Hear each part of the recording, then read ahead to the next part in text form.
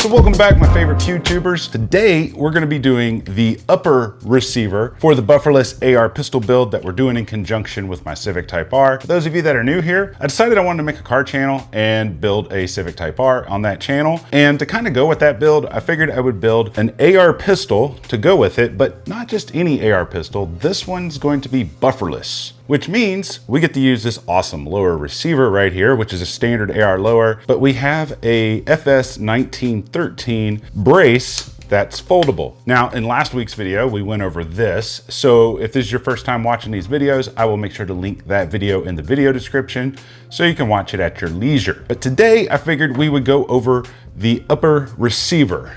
We're gonna talk about all these little parts that we put on here. In case you're new to this, Brownells basically created a modernized version of the AR-180. And the AR-180 is a pretty old design, but no one ever really modernized it for modern rifles. And so I'm gonna go through what this thing is. You can see the entire bolt carrier group and recoil system is encased in the upper receiver, but there is so much more to this, and we really gotta go over all the specs.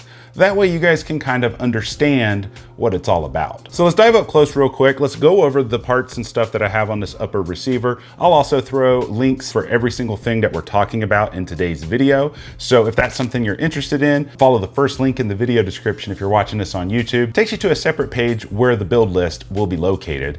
But let's stop wasting time. If you're not really familiar with what the BRN-180S is, it is a modernized version of the AR-180, also called the AR-18, which was originally designed by Eugene Stoner, and they called it the Armalite 18, which was the military version, and then they created the civilian version called the AR-180. And so Brownells decided, why not make a modernized version of it? And we're also gonna go over, all the cool little parts and pieces that we have on here, so don't worry about that. I will make sure to include a build list that has everything from the lower receiver as well as the upper receiver and all the parts on it. That way, if you are shopping and you wanna pick it up, you can do so at your leisure. But one of the downsides to the original AR-180 is it was a complete rifle. It wasn't compatible with your standard AR-15 parts or AR-15 lower receivers. And so one of the challenges that they had was designing it to work with standard mil-spec AR-15 lowers. Now this one was designed by Brownells Primary Weapon System, or AKA PWS,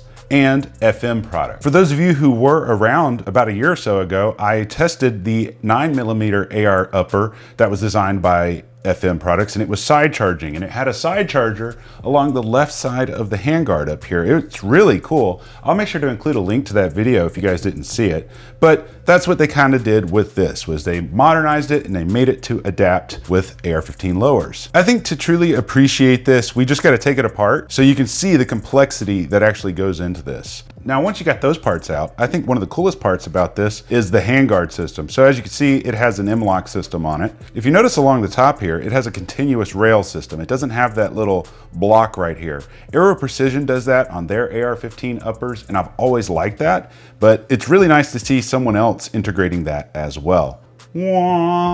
Check that out. And that is legit. Let me get this thing all wiped down for you so you can see it. That looks dead sexy.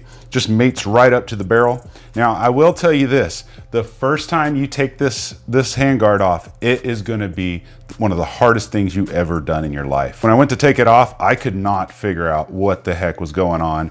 I basically had to take a really small flathead screwdriver and start wedging it like this and just start going back and forth just to get it off. And it was really tight against the barrel right here. Now, one thing you may notice, or maybe you didn't notice it, it is a piston-driven gas system. For those of you who may or may not be familiar with gas systems, most AR-15s are direct gas, meaning there's a gas tube that goes from the front all the way back to here, and it dumps a bunch of carbon on your bolt carrier group. Some people say it shits where it eats. Piston-driven, all the gas goes right here, and then it pushes this piston back, and that piston, when it comes back, you can see it inside of here.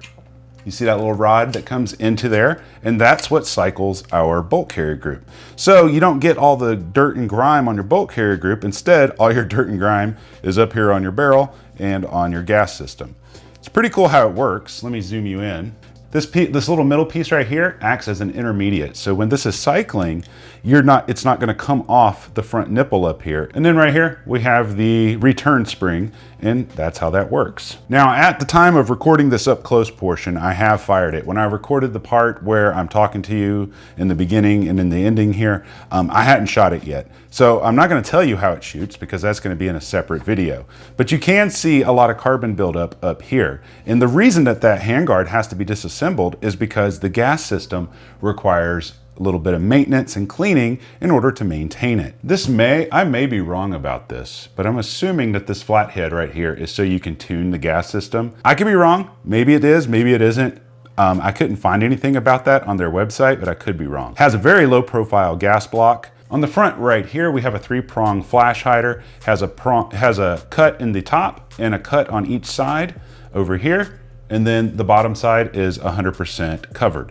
This one is actually 2 parts. So this can be loosened, and then there is a securing nut right here. So if you take this off, which I'll tell you a little bit more about that in a minute, you can actually get this perfectly timed, and then you can tighten down this nut right here, and it will be securely into place. Back here is our trunnion. You got 2 bolts on each side that mate the upper and the trunnion and the barrel all together. And then this bolt right here mates the upper receiver to the trunnion as well. In this portion, what I'm talking about, that's our front trunnion right there. And it is forged, it's not cast, so don't even worry about all that. Now let's talk about the barrel a little bit, because I kind of skipped over that. So this front trunnion right here, these 2 bolts on each side are all torqued down to 180 foot-pounds to make sure that that barrel's not going to go anywhere. This barrel's made out of a 4150 carbon steel, which if you know anything about steel, carbon steel is pretty darn amazing. It's also chambered in 223 Wild. That's pretty cool because I've never had a 223 Wild barrel before. In case you're wondering about what 223 Wild is, typically with 5.56 barrels, you can shoot 223 out of them, but you're not going to get the best accuracy as you would if you shot them out of a 223 barrel. The downside with having a 223 barrel is you can't shoot 5.56 out of it because the pressures are too high. With a 223 Wild, you can shoot 223 or 5.56, it doesn't matter, and you're not going to have any issues. This barrel also has a 1 in 8 twist rate, and for those of you that know anything about twist rates, it's smack dab in the middle for typical AR-15 twist rates. Typical AR-15 twist rates are 1 in 7, 1 in 8, and 1 in 9. And so having it at 1 in 8 just gives you the most options for the different grains of ammo that you can actually shoot with it. So let's take a look at this bolt carrier group real quick. Now later, we're gonna go through an entire video on how we completely clean this and everything, but here's what I wanted to show you today. It's actually not that different from our standard bolt carrier group. Essentially, it's just repackaged. If you take our little cotter pin right here, it comes right out. Then when that cotter pin comes out, this comes out right here. It has a regular firing pin, just like a standard AR-15. And then right here we have our cam, and you want to hold a little bit of pressure here, and there's our cam, because this comes out and it's spring loaded. It's actually a good idea to take it apart. The bolt actually almost looks identical to a standard AR-15 bolt. It doesn't completely, but you can definitely see where all the similarities are. Now I'm going to put it back together. I'm going to oil it up. I like to use this stuff called shooter lube. I don't know how many of you guys have tried this, but there's no smell to it. And that was something I wanted because sometimes when I'm cleaning guns, I get a headache from the fumes. And so I've been using this stuff for a little over 2 years now. And I think I have a 10% off code. Maybe it's a 5% off code. I don't remember. I'll put that in the build list in case you guys want to pick some up. But it's a 2-step system. So you have the cleaner and then the lube is separate. So to put this back together, we're going to take our spring, put it right back onto here. Always remember that this fat side of this, where the holes are, that's going to be the top side of the bolt carrier group. And since that's the top side, that means our extractor right here is going to go out on the right side, on the same side as our charging handle. Now you got to use a little bit of pressure, and we're going to take our cam pin, put him in, and turn him like that. And now we can take our firing pin. If you notice something, like I said earlier, this has been fired. Look how clean that firing pin is. Usually when you're cleaning an AR-15, you got all kinds of gunk on here, but because it's piston driven, you don't got it. That goes in there, then our cotter pin holds that into place, just like so. Pretty cool, huh? Now we can put a little bit of lube on it. It doesn't need a ton, considering that the points of contact on here are literally just these rails and then this cam pin and then this pin, it doesn't really require a lot of oil. So let's do just a little bit there, a little bit there, and a little bit on the bolt itself, because that part is going to be cycling like that. It's cool because it's spring loaded. Kind of reminds me of my radial delay blowback 9mm AR that I have that came from CMMG. So that's pretty cool. You got your springs here. I'm just going to give these a quick wipe down. But now when we jump up top in a second, I'm going to show you how smooth this guy is and how smooth the action is in general, because we didn't put a lot of lube on it, if you remember. It was very little. We put just a tiny couple of drops of shooter lube, and the only other lube we used was the arrow shell on the barrel. And I can't really show you unless this is attached to the lower, because that'll come flying out. But before we do that, let's go over some of the parts that we have on here. We have the Nikon Spur P Tactical Red Dot. I don't know a whole lot about it, but Nikon did send it to me, and I'm going to be testing it to see what I think about it. I have it on a riser mount that's quick detach. I think I paid $15 maybe for that mount. I'll make sure to put links to these down in the description so you can go check those out. And then I got some 45-degree offset sights. We're going to talk about these a little bit more here in a second and why I chose these sights. And then I got this really cool red hand stop right here, as well as this red Picatinny rail. And the reason I got this red Picatinny rail is because I'm going to take the Olight PL Pro and I'm going to attach it. And you could still manipulate it here. And if you wanted to use strobe, you can squeeze both of these buttons. I'm actually going to have a video here in a couple of days about some Olights, because there's going to be a lot of cool Black Friday sales coming up, not just with Olight, but with a ton of different companies. So you might want to hit that subscribe button if you're not subscribed already, because I got a ton of cool stuff coming. However, we need to go over what the pros and cons are of this upper that I have perceived so far. And we're going to go into a little bit more detail about these accessories that I have on it and see what we think about them. Back up top. All right, cool. So now I wanted to kind of talk to you about a couple of the cons that I noticed with the BRN-180. So con number one, this door, it doesn't stay shut. I don't know what's up with that. You can hear it snap and then it pops open. So that's kind of a bummer. I don't know if the problem is in the upper receiver or if it's in the spring on the detent on the door itself. It did stay closed for a while, but as I put this together and started installing parts, now it's weird, it just shut. So I basically held it in place, but maybe there's a fix for this. I don't know. I'll have to let you know in a future video. The next con that I noticed about this is the way that it mates to this lower. If you watched the previous video on putting together this lower receiver, this is the Aero Precision lower receiver. I use these receivers on pretty much everything because pretty affordable and they're a reputable company. But that hasn't loosened up as of yet, and I've taken this apart and put it back together quite a few times. The other con that I had about this upper, if you notice how this 3-prong flash hider works, typically the bottom side has no ports, and then there's a port on the top, and then there's a port on each side. When it arrived, it was really loose. I actually was able to move it with my hand. And now there's two nuts right here, one that clamps on here and then one here, and you get it timed correctly. So that was something I did notice, but it wasn't a huge deal, just you kind of understand why. In regards to cons though, they're not really bad cons and they're not deal breaker cons for me. Biggest con I would say is this door thing right here. And when it comes to the way that the lower fits to the upper, sometimes that happens when you have various companies' parts put into one build, you get a little bit of tolerance stacking. So it's not so much a knock on the upper or the lower. Just keep in mind, at least with my case, the Aero Precision lower may be a hair off when it comes to this front pin, and you just gotta bang it in with a hammer. That may not be the case with all lower receivers from Aero Precision with this upper, but it just happens to be with mine.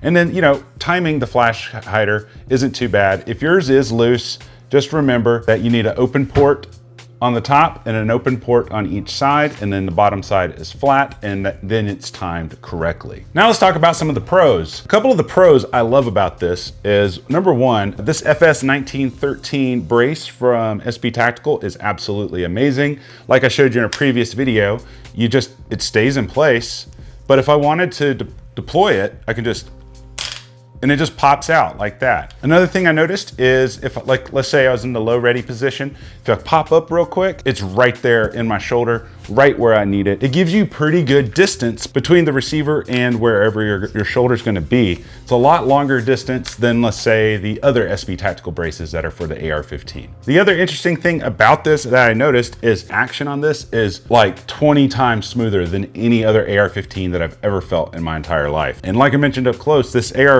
bolt carrier group only has about 2 or 3 points of contact, and that's the cam pin and the 2 guide rods that are in the upper. And aside from that, it's free floating, so there's no contact.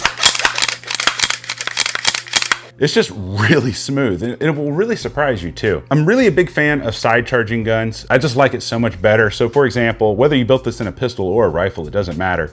But if you were in the firing position, you had a malfunction, you can just seriously just cycle it like that. You can turn it here and do that, or you can come up from underneath and do that. There's multiple ways to do this. Versus like a standard AR-15, even if you have an ambidextrous charging handle, you have to take your eye off the target to get it to charge, or you can do it right here, but sometimes you pop yourself in the face because you get really close. So that's just a couple of things to keep in mind. You know, if you like being able to charge it really quick, this side charging is definitely the way to go. Now, one of the downsides to side charging uppers is this. Once you get used to doing this to charge your gun or doing this to charge your gun, it's gonna be really hard to go back to a standard AR-15 and charge it with the charging handle. It spoils you to death. But overall, I've been very impressed with this upper receiver. Now, granted, this is not a review, so don't take it that way. This is just first impressions. We gotta go shoot it and do all that stuff to do a review. One thing I will say is it feels solid, and once you look at all the ingenuity and all the technology that goes into making something like this, when you see the price of it, you're like, okay, that makes sense. So in regards to the goodies that we have on here, so far, I mean, I haven't gone and shot it yet. I don't know if I'm gonna regret any of them. I will say this, the velocity trigger right here, I love these to death. I've done multiple builds with this exact trigger. It just works every single time.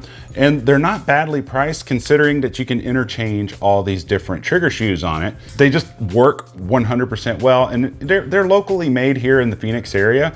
And the owners, they're just really good people. They're not in the game to get rich. They're in the game to make good triggers. So that's something that I love about those guys. Now the Nikon Spur, I'm gonna have to do a review on this in the future, but I will say this about the Nikon Spur as of right now. I went out in my backyard the other day and I was kind of just eyeballing some stuff, and it doesn't look like it's gonna be daylight bright enough, but we're gonna have to find out when we go out and actually shoot it in the desert. I'll make sure to go on a bright day so we can really test it out. If this doesn't work, I'm definitely gonna throw a Holosun 407C or 507C on it, because those things have just been absolutely amazing. I have like 5 of them, and they fit your handguns as well as your rifles. But I really wanted to give this guy a try and just see what I thought about it and see if it was a viable option or not. The little extended guy right here that I put on in the last video, the mag release extension, it actually feels really comfortable. I'm so used to having to reach kind of far forwards to release the magazine that it's nice to not have to reach my finger, and I can just depress it right there.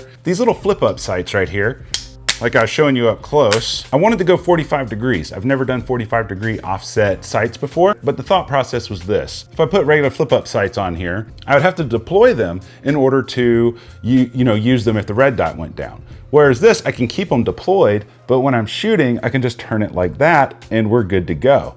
So it's kind of cool, kind of interesting. I've never tried them, so that's something that I'm very fascinated to try out. And then as the weapon light, we got the Olight PL Pro on here with their pressure switch. These things have been pretty good. I tried these on my BCM build. I got this one, and then we also tried this guy right here, which is an amazing light. The only thing I didn't like about this light was the weight factor on the end of a gun. Like I was talking about up close, I don't remember where I got this Picatinny rail or where I got this hand stop right here. This is not a forward grip, this is a hand stop, but I will put links to them. I just got to go look on my Amazon shopping list and see where they are, but I'll put links to those in the build list. But if I didn't answer all your questions in this video today, just put your questions down in the comment section. I'll do my best to answer them. And if I can't answer them, most of our longtime subscribers are really good at answering questions as well. But if you want to watch other videos that are like this, I will throw a link either right up here or right up here, so you can go watch part 1 of this, or if you want to go watch what's going on with the car channel, I will put a link down in the description for that, because I just uploaded a new car channel video as well. But until next time, guys, I love you. You guys stay sexy.